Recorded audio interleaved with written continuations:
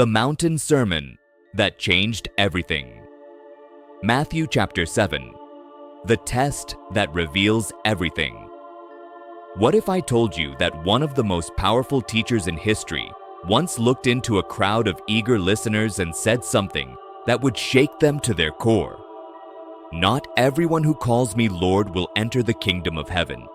Imagine the shock rippling through that gathering. Picture the confusion on their faces, the questions flooding their minds. These were people who had followed Jesus up a mountainside, hungry for wisdom, desperate for truth. And here he was, about to reveal something that would challenge everything they thought they knew about faith, religion, and what it truly means to follow God. In the next few minutes, you're about to discover why this ancient teaching still has the power to transform lives today. You'll witness how Jesus used simple, unforgettable word pictures to expose the difference between real faith and fake religion. And by the end, you'll understand why this message is just as urgent now as it was 2,000 years ago. Let's begin the story. The setting. The sun was climbing higher over the hills of Galilee. Jesus had been teaching for what felt like hours, his voice carrying across the crowd that sat scattered on the grassy slopes. These weren't just curious onlookers anymore.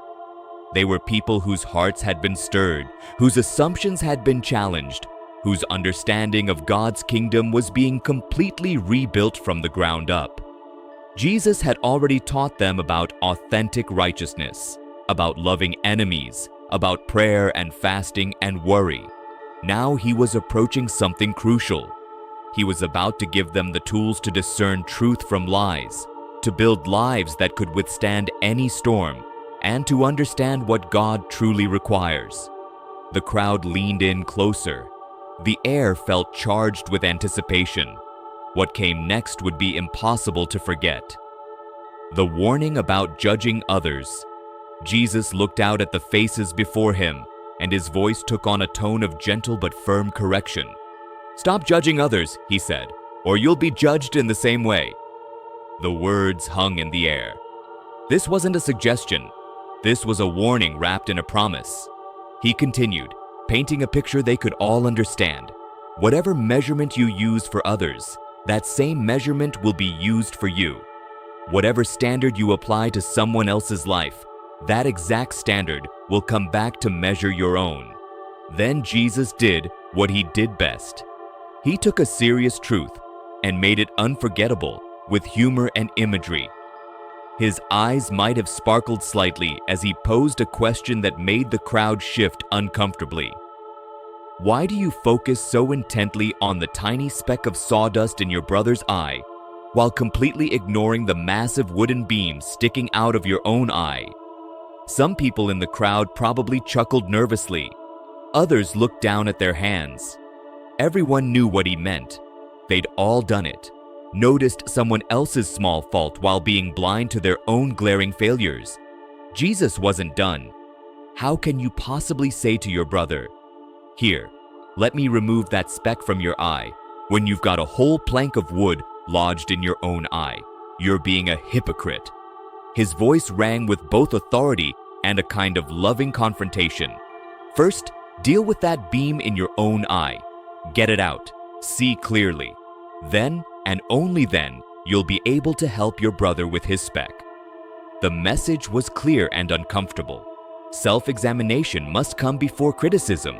Personal transformation must precede correction of others. The path to helping others begins with honest assessment of our own condition. The wisdom of discernment. But Jesus wasn't suggesting they abandon all judgment or discernment. In the next breath, he shifted gears, revealing another crucial truth. Don't give what is sacred to dogs, he warned. Don't throw your pearls to pigs. The imagery was stark and deliberate. In that culture, dogs weren't beloved pets. They were scavengers, often dangerous and dirty. Pigs were considered unclean animals. Jesus was making a point about value and wisdom. Some things are too precious to be carelessly shared with those who will only trample them. If you throw your pearls before pigs, Jesus explained, they'll just trample them under their feet, and then they'll turn around and tear you to pieces. This was about discernment, about understanding that while we shouldn't be hypocritical judges, we must be wise about where we invest our spiritual treasures. Not every person is ready to receive every truth. Not every moment is the right time for every conversation. Wisdom means knowing the difference. The promise of prayer. Then Jesus' tone shifted again, becoming warm and inviting. He was about to give them one of the most encouraging promises they would ever hear. "Ask," he said simply, "and it will be given to you." The crowd stirred. Could it really be that straightforward? "Seek," Jesus continued, his voice growing stronger, "and you will find. Knock, and the door will be open to you." He let that sink in for a moment, then reinforced it with absolute certainty. Because everyone who asks receives, the one who seeks finds, and to the one who knocks, the door will be opened. But some in the crowd were still skeptical. Prayer seemed too simple, too easy. Would God really respond to their requests? Jesus knew their doubts, and he addressed them with a beautiful comparison to their own lives as parents. "Which one of you," he asked, looking at the fathers in the crowd, "if your son asks for bread, would give him a stone instead?" The question was almost ridiculous. No loving father would do such a thing. Or if your son asks for a fish, would you hand him a snake? The fathers shook their heads. Of course not. The thought was absurd. Jesus drove his point home with devastating logic. If you, being evil and imperfect as you are, know how to give good gifts to your children, how much more will your Father in heaven give good things to those who ask him? The implication was staggering. God wasn't a reluctant giver, waiting for the perfect prayer or the right formula. He was a loving Father, more generous and kind than even the best earthly parent. Prayer wasn't about convincing God to care. It was about connecting with a Father who already wanted to give good things to his children. The Golden Rule. From this foundation of God's generosity, Jesus moved to perhaps the most famous ethical teaching in human history. "Here's the principle," he said, and you could sense the crowd recognizing they were about to hear something important. "In everything, do to others what you would want them to do to you." It was so simple, so clear, so impossibly challenging. This, Jesus said, sums up the law and the prophets. In one sentence, he had captured the essence of all the complex religious teaching they'd grown up with. Every commandment, every prophetic word about justice and mercy could be boiled down to this: treat others the way you want to be treated. Not treat others the way they treat you. Not treat others the way they deserve. Treat others the way you would want to be treated if you were in their position. It was revolutionary. It was demanding.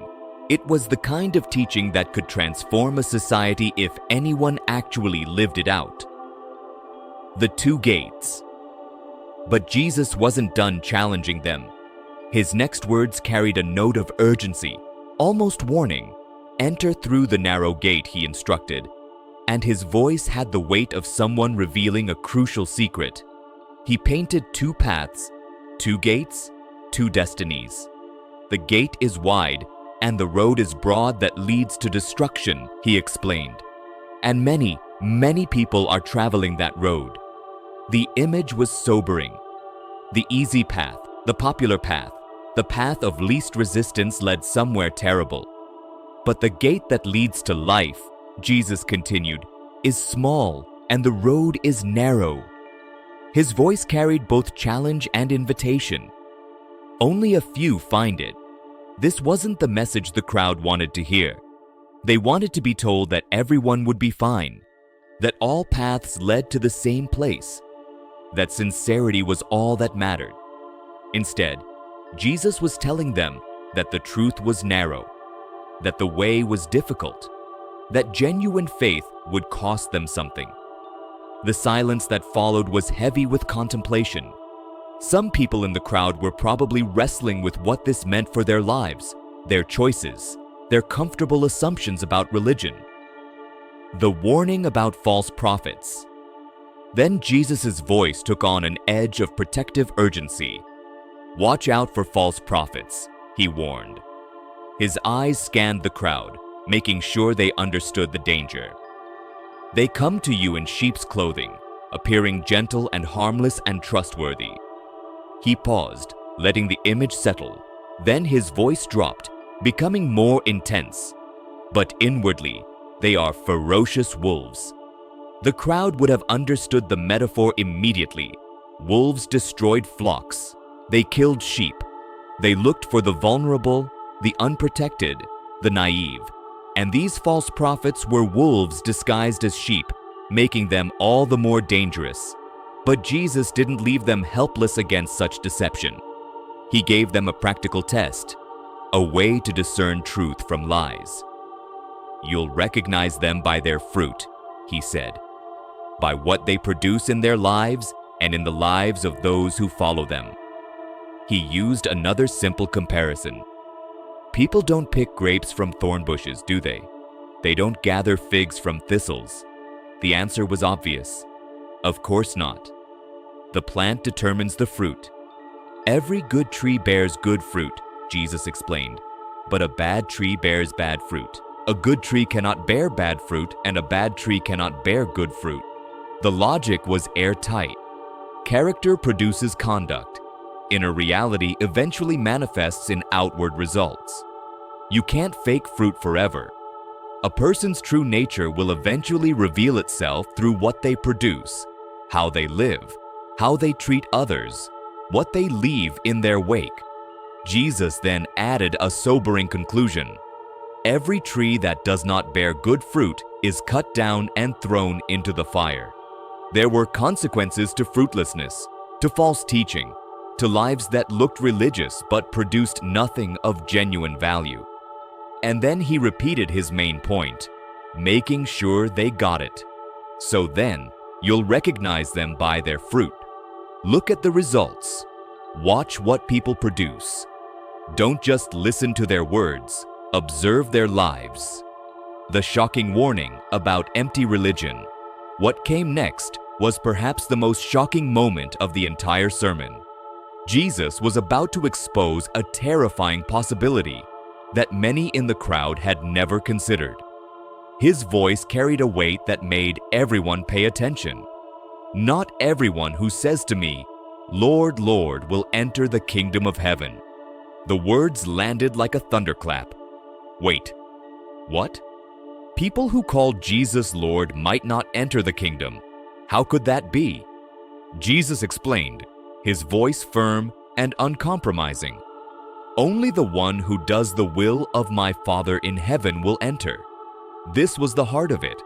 Words weren't enough. Verbal acknowledgement wasn't sufficient. Even religious language, even calling Jesus Lord, didn't guarantee anything. What mattered was obedience. What mattered was actually doing what God wanted. But Jesus went further, describing a scene that must have sent chills through the crowd. "Many will say to me on that day," he said, referring to the day of judgment, "Lord, Lord, didn't we prophesy in your name?" Picture it.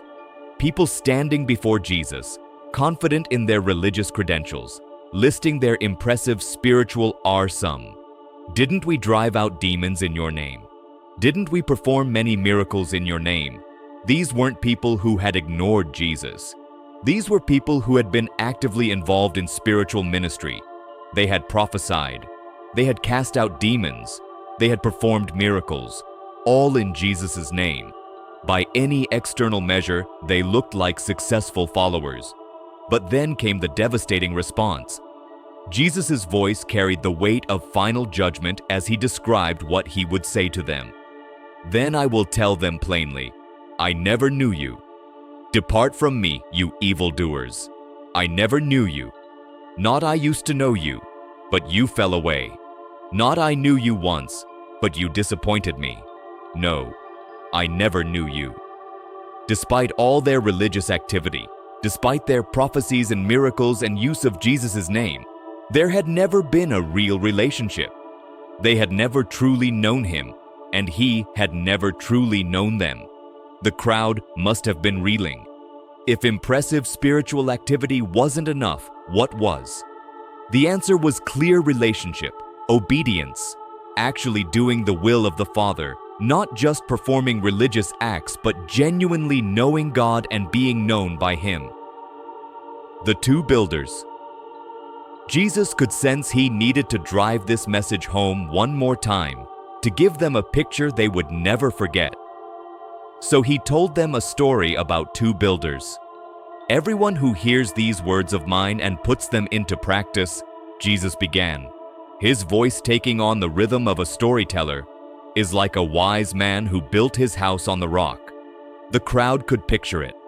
A man carefully choosing his building site, digging down through soil and sand until he hit solid bedrock. It would be harder work, more time-consuming, more expensive, but it would be worth it. The rain came down, Jesus continued, his voice building intensity. The streams rose, the winds blew and beat against that house. You could almost hear the storm in his words, feel the fury of the weather, but it did not fall because it had its foundation on the rock. The image was powerful.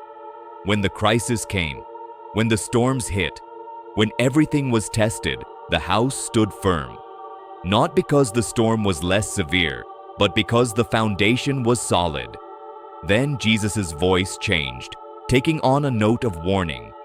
But everyone who hears these words of mine and does not put them into practice is like a foolish man who built his house on sand. This builder took the easy route. No digging down to bedrock, no extra effort.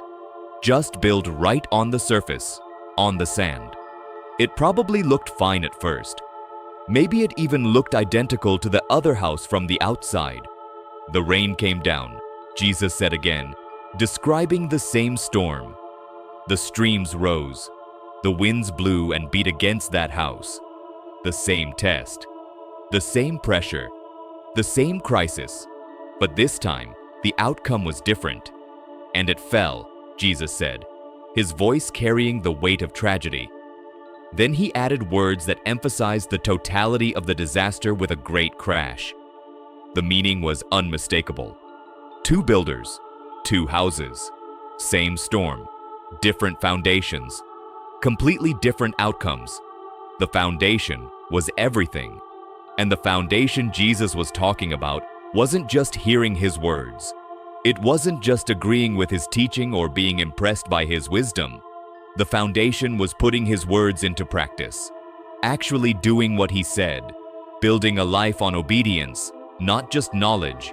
Hearing without doing was like building on sand. It might look fine for a while, but when the storms came, and they would come, everything would collapse. Only those who heard and obeyed, who built their lives on the solid rock of Jesus' teaching, would stand firm when tested. The response. When Jesus finished speaking, the effect on the crowd was immediate and profound. Matthew tells us that the crowds were amazed at his teaching, but it wasn't just what he said that astonished them. It was how he said it. It was the authority behind his words. They had heard many teachers before. The scribes and Pharisees taught regularly in the synagogues, carefully explaining the traditions and interpretations that had been passed down. But Jesus was different. He didn't teach like the scribes, constantly referencing other authorities and traditions. He taught as one who had authority himself. His words carried weight. They demanded a response. They couldn't be ignored or dismissed. Some in the crowd were probably excited, energized by this new teaching. Others were troubled, convicted by truths that exposed their hollow religion. Still others were confused, trying to reconcile what Jesus said with what they'd always been taught. But no one was unmoved. No one walked away thinking it didn't matter. Lessons for us today. As we stand 2,000 years removed from that mountainside gathering, the power of Jesus' words hasn't diminished. These teachings still pulse with life, still challenge our assumptions, still demand a response. What can we take from this profound chapter and apply to our lives today? First, we learn that authentic faith begins with honest self-examination, not criticism of others. It's so much easier to see the faults in other people than to face our own failures. But Jesus calls us to reverse that tendency. Before we point out someone else's speck, we need to deal with our own beam. This doesn't mean we abandon all discernment or never address sin in others, but it means we start with ourselves. We examine our own hearts first. We get honest about our own struggles before we presume to fix someone else. Second, we discover that God is a generous Father who loves to give good gifts to His children. Prayer isn't about twisting God's arm or convincing Him to care. It's about connecting with a Father who already wants to bless us, who knows what we need before we ask, who gives better gifts than we could imagine. This should fill us with confidence in prayer, with boldness to ask, seek, and knock, knowing we're approaching someone who loves us deeply. Third, we're reminded that the way of Jesus is narrow and demanding. This isn't popular in our culture that wants to believe all paths lead to the same place. But Jesus was clear there's a wide road that leads to destruction, and many people are on it. There's a narrow road that leads to life, and few find it. Following Jesus isn't about adding Him to our existing life. It's about making Him the foundation of everything, even when it's costly, even when it means going against the crowd.